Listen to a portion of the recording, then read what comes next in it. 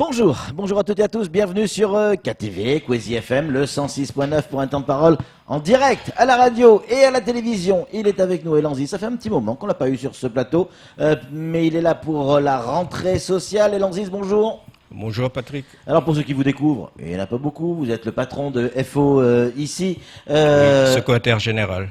Oui, le secrétaire général, j'aime bien dire le boss, le patron, ça énerve toujours les syndicats quand je dis le patron. Mais c'est pour vous chacailler, vous savez qu'on vous aime bien. Elanziz, la rentrée sociale pour FO, elle s'oriente plus sur, comme on a pu le voir avec d'autres syndicats, sur l'application ou la non-application des conventions collectives, ou on est sur un autre terrain? Mais écoutez Patrick, nous sommes un syndicat. Oui. Et je dirais même un syndicat libre et indépendant. Oui. Voilà, donc c'est pas à vous de nous dicter ce que... Non, c'est une question. Vous êtes plus sur l'application des conventions collectives ou sur autre chose? Ah ok, j'étais sur l'affirmative. Non, c'est une question. Moi. Et donc je disais que nous, en tant qu'organisation syndicale, notre objectif, c'est de défendre les intérêts des salariés. Oui. Tous les intérêts. Oui. Et aujourd'hui, on s'aperçoit qu'à Mayotte, ici, tous les droits des salariés sont bafoués partout. Au niveau des services publics, au niveau des régimes que je qualifierais de régimes sociaux, Oui, bien sûr. qu'on aille à la CAF ou qu'on aille pour avoir de l'assurance pour la retraite ou pour le chômage et tout ça. Donc, ce sont des 20 mots pour un salarié de Mayotte, l'assurance chômage, l'assurance retraite, les allocations familiales. Il y a encore discrimination par rapport à ailleurs, évidemment. Ça n'a rien à voir à ce qui se fait dans la République. Ici, le droit républicain n'a pas libre cours. Ça s'applique pas. Pourquoi?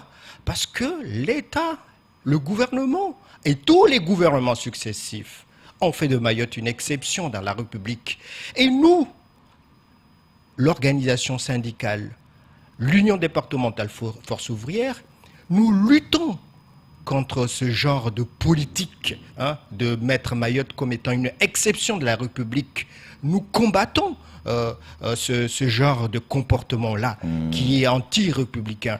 Donc aujourd'hui, je dirais que notre bataille, notre cheval de bataille, c'est de rendre la dignité aux salariés de Mayotte, aux chômeurs de Mayotte, aux retraités de Mayotte, de leur rendre une certaine dignité quand ils vivent dans un département. Aujourd'hui, on ne peut pas continuer à tolérer, on ne peut pas continuer à accepter ce genre de discrimination dans la République. Donc c'est pourquoi je ne dirais pas qu'il y a des points bien précis à mettre en avant. Aujourd'hui, vous savez très bien que le Code du travail est applicable à Mayotte, mais le Code du travail, c'est pas le Code du travail dans son intégralité. Et pourquoi? Parce que le Code de sécurité sociale n'est pas du tout applicable à Mayotte. Donc, on ne peut pas vouloir quelque chose, c'est-à-dire le Code du travail, et son contraire, c'est-à-dire l'appliquer. On ne peut pas appliquer le Code du travail sans envisager l'application du Code de sécurité sociale. Ça paraît logique. Donc aujourd'hui, nous, en tant qu'organisation syndicale, notre première revendication, c'est demander au gouvernement d'appliquer immédiatement le Code de sécurité sociale à Mayotte. Aujourd'hui, on est en pourparlers. On est en train d'envisager le dialogue social. Mais si ça bloque... Qui sont vos interlocuteurs là-dessus, sur ce dossier-là? C'est l'État directement? Oui, forcément. Forcément, Patrick, c'est pas le département. C'est un travail. Vous pourriez avoir l'appui des élus, Elanziz. Mais il faut pas rêver, Patrick. Faut pas rêver. Ici, à Mayotte, il faut pas rêver. Il faut pas jouer avec ça. Donc aujourd'hui, il faut un travail législatif. Et ce travail-là, ça doit se faire entre nous, les partenaires sociaux, et l'État en face. Est-ce qu'on ne vous renvoie pas vers vos parlementaires? Parce qu'ils sont directement aussi liés, ils peuvent amener ces revendications-là. Nos parlementaires sont élus pour justement faire ce que nous on fait aujourd'hui. Ils ne le font pas. Ils font pas du tout ce qu'ils doivent faire. Donc moi aujourd'hui, je suis pas là pour les juger. Je suis là pour faire mon travail. Faire le job, quoi. Ouais. Le travail de syndicaliste, C'est ça. c'est de revendiquer. Donc aujourd'hui, nous, l'organisation syndicale Force ouvrière, nous résistons, nous revendiquons et nous sommes en train de reconquérir nos droits. Parce que nos droits aujourd'hui, avec la loi travail, avec tout ce que fait le gouvernement d'Emmanuel Macron, c'est qu'on fait une rétropédalage. Donc on perd des droits. Donc nous, les syndicats, on est en train de reconquérir nos droits. Donc on est dans ce cheminement-là, dans ce processus-là. Donc aujourd'hui, moi ce que je dis, c'est que les luttes, il y en a ici à Mayotte. Oui. La lutte pour l'égalité sociale.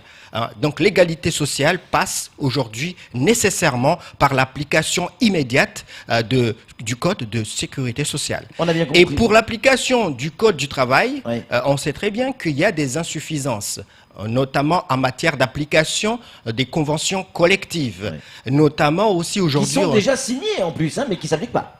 Ils sont Alors qu'elles devraient s'appliquer. ils sont tous applicables ici ouais. à Mayotte. Aujourd'hui, on est en position de dire que dans tous les secteurs d'activité, les conventions collectives nationales sont applicables à Mais on Mayotte. nous dit elles vont s'appliquer, mais il faudra du temps pour les mettre en place. Non, mais encore faudrait-il que le grand patronat accepte cette application-là.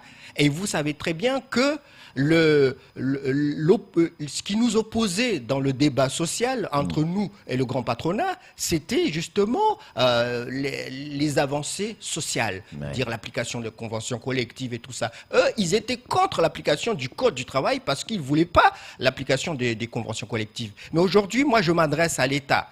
C'est à l'État aujourd'hui, en passant par la DIECT, c'est à l'État d'amorcer ce dialogue et ce genre de négociation entre le grand patronat et les syndicats de salariés. Sinon, si l'État n'intervient pas, tôt ou tard, il y aura un rapport de force entre toutes l'intersyndicale, c'est-à-dire l'intersyndicale composée de notre organisation syndicale, nous, Force ouvrière, et les autres. Nous allons nous rebeller face à cette situation-là parce que nous sommes dans notre droit de revendiquer l'application de conventions collectives nationales. Donc ça, c'est notre droit à nous. Donc si l'État n'intervient pas, comme l'État n'intervient pas dans beaucoup de sujets, nous allons prendre nos responsabilités et nous allons engager le rapport de force, forcément comme on l'a engagé plusieurs fois. Mais ce serait dommageable pour le département parce que la population de Mayotte ne mérite pas ça, c'est-à-dire revendiquer des droits qui sont déjà applicables. Donc ça, c'est une aberration pour le département de Mayotte. Et il y a un souci également du côté du privé, et notamment du transport, des chauffeurs de bus. Certains s'inquiètent que le marché du transport scolaire ne soit pas réattribué. Il y a un avenant qui est signé et certains transporteurs s'inquiètent parce que certains n'ont pas encore leur salaire et ont encore des dettes avec certains transporteurs. D'autres expliquent, avec leur employeur, pardon, d'autres expliquent que dans la semaine prochaine, il risque d'y avoir des blocages de certains chauffeurs de certaines sociétés de transport scolaire. Est-ce que FO est concerné par ce problème? Ben, écoutez, c'est pas un problème typiquement de FO. Oui. Il est de la responsabilité d'un employeur de s'arranger à payer les salaires. Donc, quand on fait des affaires et qu'on est chef d'entreprise, il faut à un moment donné anticiper sur le paiement des salaires. Si on est incapable de payer les salaires, ça veut dire que on n'est pas digne d'être chef d'entreprise. Donc aujourd'hui, cette affaire-là de marché, tout ça, je pense que c'est un prétexte pour masquer une banqueroute, une mauvaise gestion de l'entreprise en amont. Donc, quand on gère bien son entreprise, on met de côté de l'argent, on voit avec son banquier, on se projette vers l'avenir. Mais si on vit... Même si des fois c'est compliqué, hein, mais bon... Mais moi, je vais vous tracer la réalité aujourd'hui des entreprises de Mayotte. On vit au jour le jour. C'est pas comme ça comment on gère les entreprises. Donc, il faut pas s'étonner à ce que les salariés revendiquent leur droit, le droit d'être payés. Donc aujourd'hui, nous nous associons à toutes les revendications salariales, parce que le salaire est dû. Quand on travaille, on doit être payé. Aujourd'hui, l'employeur doit se débrouiller pour payer les salariés. On n'a pas à nous expliquer qu'il faut comprendre. Nous, on ne peut pas comprendre que les salaires ne sont pas payés. Donc, que ce soit Force ouvrière ou les autres, nous acceptons pas le non-paiement des salaires. Il faut payer les salaires dans un premier temps. Dans un deuxième temps, il faut aussi négocier l'augmentation des salaires à travers les NAO. Donc Alors justement, aujourd'hui, je voulais en parler, parce qu'il nous reste 5 minutes, Lanziz, et on rentre dans la période des NAO, ça y est, à partir du mois d'août, septembre, octobre, novembre, décembre, on est dans cette période des NAO. Qu'est-ce que vous attendez, vous, en tant que syndicat, de ces NAO?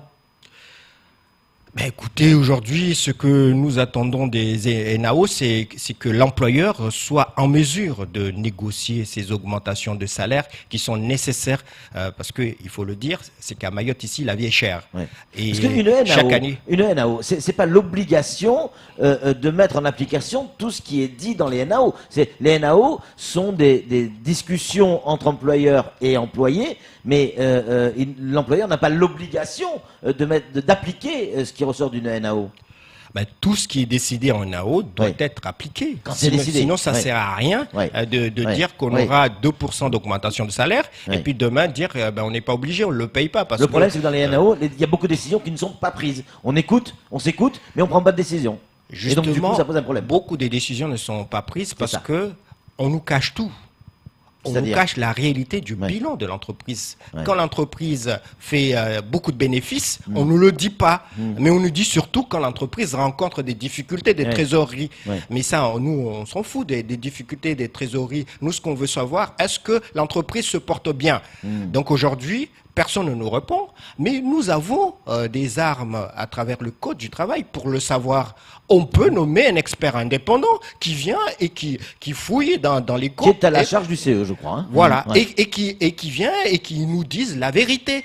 Et c'est ce que nous sommes Ça, en en tout train cas, de c'est faire. la loi, hein, le permet. Voilà, hein. c'est ce que nous sommes en train de faire aujourd'hui. Donc, d'ici la fin de l'année, nous aurons les résultats. Et là où l'expert nous dira qu'il y a de l'argent et qu'il y a des bénéfices et qu'on peut faire des augmentations de salaire, ah ben, nous allons exiger ces augmentations de salaire-là. Et s'ils ne sont pas acceptés, nous allons engager le rapport de force dans ces entreprises-là. Parce que ces entreprises-là veulent garder la richesse de l'entreprise pour les dividendes, c'est-à-dire pour les actionnaires. Et ils oublient que ceux qui participent à cette richesse-là, qui produisent cette richesse-là, ce sont les salariés. Et donc, c'est à eux aussi que reviennent ces bénéfices-là. Donc, on ne peut pas concevoir une entreprise qui vit bien et qui engrange beaucoup de bénéfices et qui n'augmente pas les salaires. Ouais. Ça, je pense que c'est inconcevable dans une république qui se dit sociale. On nous dit également qu'il y a un préavis de grève qui devrait arriver à terme début de semaine prochaine ou fin de semaine ou début de semaine prochaine. C'est la blanchisserie de Mayotte, qui est une belle entreprise qui date depuis pas mal de temps ici à Mayotte. Qu'est-ce qui se passe là-bas ? Bah, écoutez, c'était un dialogue de sourds. On est face à un employeur qui refuse même l'application du Code du travail. Dans le sens où les négociations obligatoires annuelles, bah, il en fait fi. Hein. Il s'en fout des négociations. Il n'a pas envie de convoquer des négociations sur les salaires. Il n'a pas envie de parler de salaire. C'est comme si le Code du travail n'était pas du tout applicable à Mayotte et qu'un employeur pouvait faire ce qu'il a envie de faire. Il peut dire, voilà, je négocie pas cette année, je fais ce que je veux. Mais moi, je dis non, on ne fait pas ce qu'on veut ici à Mayotte, parce que depuis l'application du Code du travail, c'est l'application des lois républicaines. Donc on ne peut pas déroger à ces lois qui sont d'ordre public. Donc aujourd'hui, comme on n'a pas beaucoup de réactions des inspecteurs du travail et tout ça, qui ne sanctionnent pas ces employeurs qui se comportent de façon un peu mal et un peu déplacée. Donc nous sommes forcés et obligés d'engager systématiquement des rapports de force pour rapport faire de force, ça veut dire quoi ? Ça veut dire grève, blocage de l'entreprise, c'est ça ? Voilà, C'est ce qui va se passer ? pour faire appliquer le Code du travail. C'est un peu aberrant, mais c'est la situation actuelle de la vie sociale ici à Mayotte. Merci beaucoup. À moi, est-ce qu'il y a une question de Oui, Kama? en fait, Oui. rapidement, je voulais revenir sur ce rapport de force parce que malheureusement, El Aziz, on le sait, on l'a vu pas mal de fois dans des entreprises où des salariés se sont révoltés en revendiquant et ça s'est soldé par des voilà, je vire celui-là parce qu'il avait bloqué l'entreprise. Donc, malheureusement, les syndicats comme le vôtre n'arrivent pas à sauver ces employés-là quand on les vire, quand les patrons décident de le virer parce que genre il a violé la loi. Malheureusement, on a des cas où des employeurs voyous ont licencié injustement des salariés et le tribunal a confirmé et il y a eu la complicité de tout le monde pour que ces salariés-là restent dehors, malheureusement. Mais ça ne nous empêche pas de résister face à l'oppression. Aujourd'hui, nous résistons, nous revendiquons. Et nous sommes en train de reconquérir nos droits, je l'ai dit. Donc aujourd'hui, nous sommes déterminés à aller de l'avant. Nous sommes déterminés à montrer au grand patronat et aussi à l'État qu'ici à Mayotte, les lois républicaines sont aussi applicables comme en métropole, comme dans l'outre-mer et comme partout ailleurs où on a l'État français qui a ses assises. Donc aujourd'hui, on ne peut pas concevoir que le département de Mayotte soit une zone de non-droit. Donc nous n'acceptons pas cet état de fait. Nous combattons, nous luttons, nous allons tout faire pour que les salariés de Mayotte, les retraités de Mayotte Les assurés sociaux. puissent reconquérir leurs droits. Parce que quand je dis leurs droits, je prendrai un exemple. Les retraités de Mayotte aujourd'hui, Quel scandale, ça. Voilà, ça c'est vraiment, ils ont une retraite symbolique. Ouais. Et dans une république comme la France, on n'a pas le droit de traiter le retraité de Mayotte ici de la sorte. Donc nous allons faire en sorte à ce que ces retraités-là, justement, puissent reconquérir leurs droits. Le droit, c'est d'être payé au minimum par le minimum vieillesse. Ici à Mayotte, nous apercevons que le minimum vieillesse n'est pas du tout applicable et ce minimum vieillesse-là reviendrait à redonner un peu de dignité à ces retraités-là. Aujourd'hui, et j'en terminerai par là, c'est que vu qu'il n'y a pas l'application du Code de sécurité sociale, aujourd'hui, on est dans des situations très alarmantes, des situations de crise sociale où on a partout des cas sociaux qu'on n'arrive pas à traiter. Il y a des personnes ici à Mayotte, et vous le savez mieux que moi, El Aziz, de nos aînés, nos parents, nos grands-parents, et qui vivent, tenez-vous bien, avec 300 € par mois. 300 € par mois. Alors qu'ils ont travaillé 40 ans. Je ne veux pas faire de lien, mais même une personne en situation irrégulière qui rentre sur Mayotte arrive à avoir plus que 300 € par mois. C'est évidemment compliqué. On va inviter, tiens, Carla Balthus. L'invitation est lancée pour début de semaine prochaine pour comprendre pourquoi certaines de ces conventions collectives ne sont pas appliquées à Mayotte. L'invitation est lancée. Merci beaucoup, El Aziz, d'être venu sur ce plateau et d'avoir répondu à nos questions. C'est tout pour ce temps de parole. Tout de suite, la suite de nos programmes.